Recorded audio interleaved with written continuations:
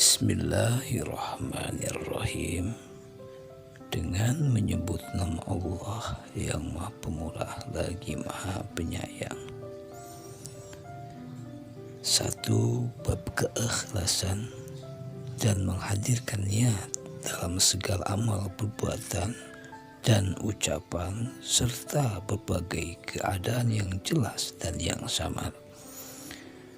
Penjelasannya menjadi suatu kepastian untuk menyertakan niat dalam semua amalan ibadah, dan niat itu ada 3 macam.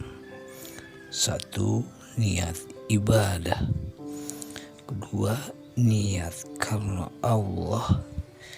3. Niat karena dia mengikuti perintah Allah. Ini merupakan niat yang paling sempurna dalam seluruh ibadah. Allah Subhanahu wa Ta'ala berfirman yang artinya, padahal mereka tidak disuruh kecuali supaya menyembah Allah dan memurnikan ketaatan kepadanya dalam menjalankan agama yang lurus, dan supaya mereka mendirikan sholat, menunaikan zakat, dan yang demikian itulah agama yang lurus. Quran Surat Al-Bayyinah. Allah Subhanahu wa Ta'ala berfirman pula yang artinya, daging-daging unta dan darahnya itu sekali-kali tidak dapat mencapai keridhaan Allah, tetapi ketakwaan dari kamulah yang dapat mencapainya. Quran Surat Al-Hajj. Allah Subhanahu wa Ta'ala berfirman pula yang artinya, katakanlah, jika kamu menyembunyikan apa yang ada dalam hatimu atau kamu melahirkannya, pasti Allah mengetahui. Quran Surat Al-Imran.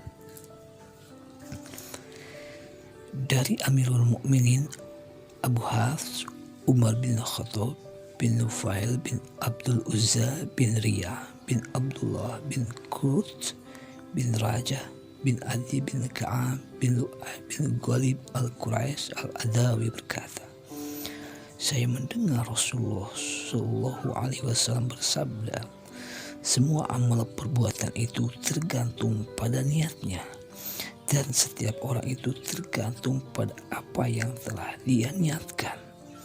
Maka barang siapa yang hijrahnya itu kepada Allah dan Rasulnya, maka hijrahnya itu pun kepada Allah dan Rasulnya.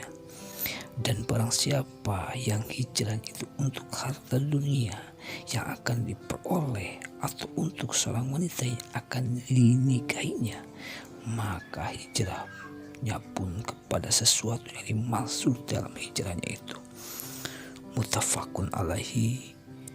Hadis riwayat Al-Bukhari 1 dan Muslim 1908. Diriwayatkan oleh 2 orang imam al-hadis, yaitu Abu Abdullah Muhammad bin Ismail bin Ibrahim bin Al-Mughirah bin Bardizbah Al-Ju'fi Al-Bukhari, dan Abu Husain Muslim bin Al-Hajjaj bin Muslim Al-Qusyairi An-Naisaburi rahimakumullah. Hadis tersebut tercantum dalam kedua kitab sahih milik keduanya, yang merupakan kitab hadis paling sahih yang pernah ditulis.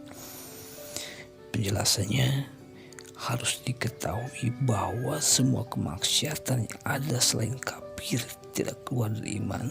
Selain itu, hijrah itu ada beberapa macam: hijrah tempat, hijrah amal, dan hijrah amil atau pelaku. Ummul Mukminin Ummu Abdullah Aisyah berkata, saya mendengar Rasulullah Shallallahu Alaihi Wasallam bersabda, akan ada satu kelompok pasukan yang hendak menyerang, menghancurkan Ka'bah. Kemudian setelah berada mereka di suatu tanah lapang, lalu mereka semuanya dibenamkan ke dalam perut bumi, dari orang yang pertama sampai yang terakhir. Aisyah berkata, saya pun bertanya, wahai Rasulullah, bagaimanakah semua dibenamkan dari yang pertama sampai yang terakhir, sedangkan di tengah-tengah mereka terdapat para pedagang serta orang-orang yang bukan termasuk golongan mereka, yakni tidak berniat ikut menyerang Ka'bah. Rasulullah Shallallahu Alaihi Wasallam menjawab, mereka semuanya akan dibenamkan dari yang pertama sampai yang terakhir. Kemudian nantinya mereka itu akan dibangkitkan sesuai dengan niat mereka. Muttafaq alaih. Hadis riwayat Al-Bukhari 2118 dan Muslim 8/2884 dan 8 menurut Al-Bukhari. Penjelasannya, dalam hadis ini terdapat pelajaran, yaitu bahwa barang siapa yang ikut serta bersama orang yang batil, pembangkang dan penentang, maka dia digolongkan bersama mereka dalam hal hukuman atau sanksi. Apakah dia orang yang soleh atau jahat, hukuman itu berlaku secara umum dan tidak meninggalkan seseorang pun. Kemudian pada hari kiamat mereka dibangkitkan sesuai dengan niat mereka masing-masing.